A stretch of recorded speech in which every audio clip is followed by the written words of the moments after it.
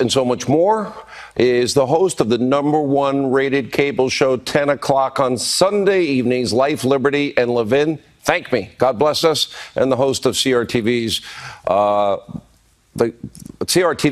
TV. Life, Liberty, and Levin. Who has an entire Levin network TV. named after them except you? Yes. How are you, my friend? I'm doing great. How are you? By the way, for 5 seconds, I want to join you in celebrating Rush Limbaugh's 30 years, who made it possible for all of us to do what we do. The man has taken more spears and arrows, and it's such a great honor to call him my friend, and what he's done for this country is really incalculable. Anyway, go right ahead. Well, I got to tell you, and I mean this, without talk radio for 30 years and him leading that way and forging that path, and without Fox, I honestly, let's talk about Acosta and how corrupt this news media is. And they're a bunch of crybabies. Oh, they're calling us fake news. Oh, they're incite. That's not violence. That's called freedom of speech. It's like, I guess they have freedom of the press to lie like they do. I would say this. You know, a lot has been said about the president calling fake news the enemy of the people. I have a different take on this. Why do the press hate the American people? Over 65 million people, give or take, voted for Donald Trump for president of the United States. I wrote this down. Various press outlets, reporters, hosts, or their guests have called millions and millions of Americans Nazis, racists, deranged, cultists, deplorables, and even worse. How do the press in this country justify calling tens of millions of people such outrageous names? And we conservatives have watched as the press have destroyed, as they're seeking to destroy Trump, Palin, Bork, Clarence Thomas, Ronald Reagan, the list goes on and on and on. The D.C. press corps today is the least professional press corps in my lifetime. They think that their job is to make it impossible for the president to function, to sabotage him, and to advance the cause of the ideologues, to advance the cause of a rogue prosecutor by the name of Mueller. And so the press really needs to be circumspect, take a look at itself. It won't. As long as they keep putting clowns like Jim Acosta out there, who is a drama queen of sorts, and who like to report on themselves and talk about themselves, as long as it's impossible to tell a late-night comedian from Jake Tapper and Jake Tapper from the porn star and all the rest of it, this is going to be the reaction of the American people. Well, if it wasn't so important, this is where, you know, thank God the American people have choices. And that we're a part of it is an honor, and I feel blessed to be able to do this, as I know you do.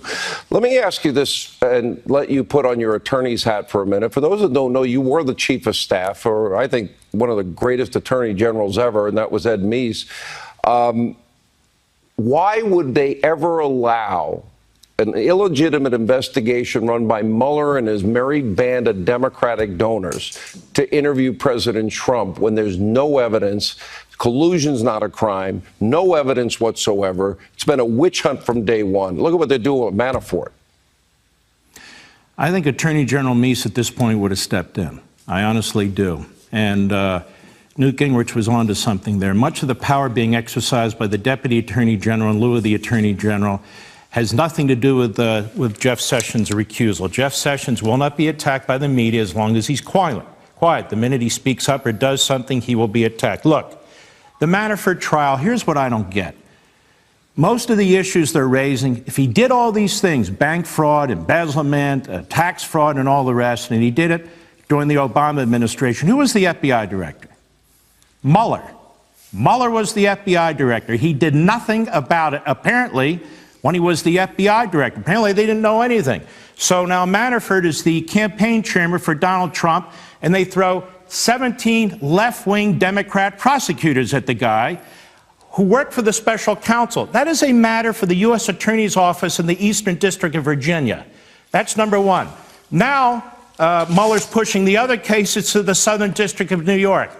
Then they set up Lieutenant General Mike Flynn. Then they have a few lesser lights here where they get for false statements or something like that. What the hell do we have this special counsel for? You don't want to know why? because he wants Trump, and he wants to interview Trump, and he wants to get him on obstruction of justice. And now he's threatening, I hear, perjury trap, that what he's going to do, you see, is issue a subpoena to pull the president in front of a grand jury. Let me tell you something, Mr. Mueller. You're not the king of the universe. And I hope the president's lawyers are listening to me and the president right now. Here's what you should tell Mr. Mueller. Have a meeting with him and tell him you're unconstitutional under the Appointments Clause. What you're doing is unconstitutional as far as we are concerned. We are not going to bow to you. This is the office of the President of the United States. You are a rogue prosecutor. Now get the hell out of my office and make sure the door doesn't hit you in the ass. I'll see you in court. That's the beginning and the end of it as far as I'm concerned. Let me ask you, I'm watching this thing on Manafort. I don't know what Paul Manafort did in 2005. I don't think Donald Trump knew who Paul Manafort was in 2005. We know Judge Ellis was right. Apparently Mueller didn't. He was the FBI director at the time. I don't think the president knew him. I don't think anybody knew.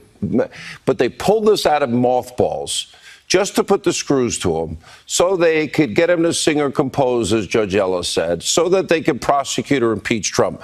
In this whole tax case from '05, there'll be no talk of Russia. There's going to be no talk about the campaign. There'll be no talk about his work for Donald Trump. There'll be no talk of collusion. This is just a cheap attempt to literally go after a guy they never would have gone after because they're trying at all costs to get the president. And so the question is, Rod Rosenstein, who gives a rubber stamp to all this and created this in the first place by appointing his dear friend, the man he first worked for at the Justice Department, Mr. Mueller, who was best friends with Mr. Comey. What a colossal disaster. You have Jeff Sessions, a man I've known for 30 years, who's sitting this out. He shouldn't be sitting it out. These are constitutional issues. And quite frankly, Mr. Mueller can't keep hiding behind his 17 left-wing Democrat donor prosecutors. Where the hell is Congress? I want to know what Mr. Mueller thinks he can do under our Constitution. I want to know what Mr. Mueller thinks he can do under those two Department of Justice memos as well. Mark, you know when I say tick-tock, something big is coming that will blow this all out of the water. Thank you for being with us. The great one, Mark Levin. When we come back, Pastor Dan. There was also quite the exchange between our colleague, our chief White House correspondent, Jim Acosta, and Sarah Sanders, right? So we all remember what happened to Jim, and I know this has happened to some degree at all kinds of rallies he's been at. So Jim's with me now. And Jim, first of all, let me just speak on behalf of my CNN colleagues in knowing that no one ever called for the press secretary to be choked or harassed from this network, number one. And number two, exactly why right. can't this White House acknowledge that the media is not the enemy of the people? Sadly, Brooke, I think what you saw happen here at the end of that briefing was the true feelings of the president, the true feelings of many of the people who work in this administration laid bare. They believe, it appears in their heart of hearts, that the journalists who cover this White House, the journalists who work in this city, who were just trying a few moments ago to hold some of these officials accountable about attacks on our democracy, that the people here who work at this White House all the way up to the president evidently believe that journalists are the enemy of the people, literally the enemy of the people. And I gave Sarah, as you saw there, except for Ivanka Trump. And I tried to pose that question to say, you know, listen, the president's daughter, his own daughter, said no. She doesn't think that we're the enemy. And you saw it unfold there. I was giving Sarah several opportunities there to set the record straight. And she just flat refused. And I think what you can obviously see is that she's taken a lot of what she's experienced very personally. I don't blame her for that. My goodness, she has taken on a lot. But at the same time, she also has come up here to this podium on a regular basis and continue to tell the American people, you know, provable falsehoods, lies. and so on. And unfortunately, you know, our job as journalists, as you know, Brooke, is we have to call that stuff out. We have to fact check them. We're fact checkers in real time dealing with this president because he tells falsehoods and lies so much. And, you know, it's unfortunately the position that we're all in right now. And I'm standing in this briefing room right now. There is no government official here, but I'll say that the press is not the enemy of the people. And, you know, I think, you know, maybe we should make some bumper stickers, make some buttons. You know, maybe we should go out on Pennsylvania Avenue like these folks who chant CNN sucks and fake news. Maybe we should go out, all journalists should go out on Pennsylvania Avenue and chant, "We're not the enemy of the people." Because I'm tired of this. Honestly, Brooke, I'm tired of this. It is not right.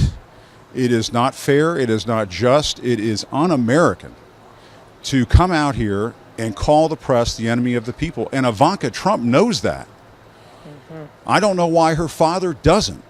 And I don't know why this press secretary doesn't. I mean, she got yelled at a restaurant in Virginia. I'm sorry about that. I feel badly for her that happened. And that a comedian at a correspondence dinner said some unpleasant things about her. I'm sorry about that. She ought to hear some of the things that were said to me the other night in Tampa. She ought to read some of the things that are said about my colleagues on CNN on a regular basis. It would be nice if we all lowered the temperature a little bit, but at the very least, I think we should all be able to agree on one thing, and that is the press is not the enemy of the people. Fellow Americans are not the enemy of fellow Americans. And I, you know, forgive me for going on a rant, but I think that they've lost sight of that here at this White House. Let me say amen. And also, let me also say what took Ivanka Trump so long to say that the press isn't the enemy of the people.